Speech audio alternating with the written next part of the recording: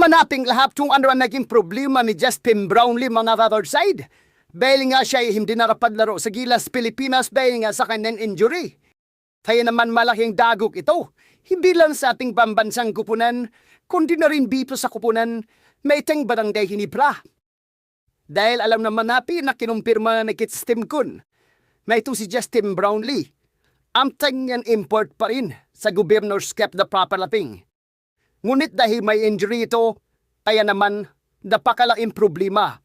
Hindi lang sa barangay Hinebra kay Coach Timkun, kundi ka rin sa fans ng Hinebra. Sapagkat napakaraming nagmamahal dito kay Justin Brownlee. Ngunit hindi rin natin may iwasan na mag-giving out ito.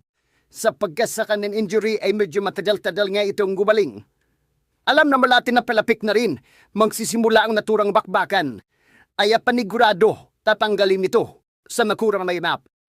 Kaya naman sa mayon, marami ang nanawagan ng mga fans dapat maaga pa lang ay palitan kaagad si Justin Brownlee bilang import ng barangay Hinebra. Lalo na ang target ni Coach Timkun ay hindi lang basta-basta na sila lalaban o maglaro kundi kampyonato talaga. Kaya naman marami ang nagsasabi na dapat palitan nito ng import. Marami naman daw umano deserve. Kada malamang nito ni Bishop, TJ McDaniel, at marami pang iba. Pero ayaw sa ating nakalap na report mga record side. Sa ngayon, nagsisimula nang mag-insayo ang barangay Hinebra na may bagong import.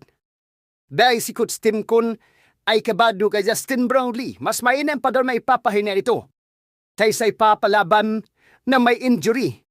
Baka lalala lamang ito dahil mahaba-habang bakbakan pag masisimula na ang Governor's Cup. Kaya magandang balita iyan na may bigman na o import ang barangay Hinebra na mag-iinsayo sa ngayon. Kaya mananaman natin yan kung sinong import ang ating nakalap sa ating manulupip na trusted source mga record side. At least meron na kahit paano. Wala nating problema dahil aminin man natin o hindi, ay talagang kailangan talagang mawala si Justin Brownlee dahil sa kanyang injury. Hindi pwedeng pilitin kung hindi naman kaya. Kaya naman kung kayo ang kaninin man at record side, ano ang inyong masabi na may bagong import kapalit kay Justin Brownlee ang barangay Hinebra?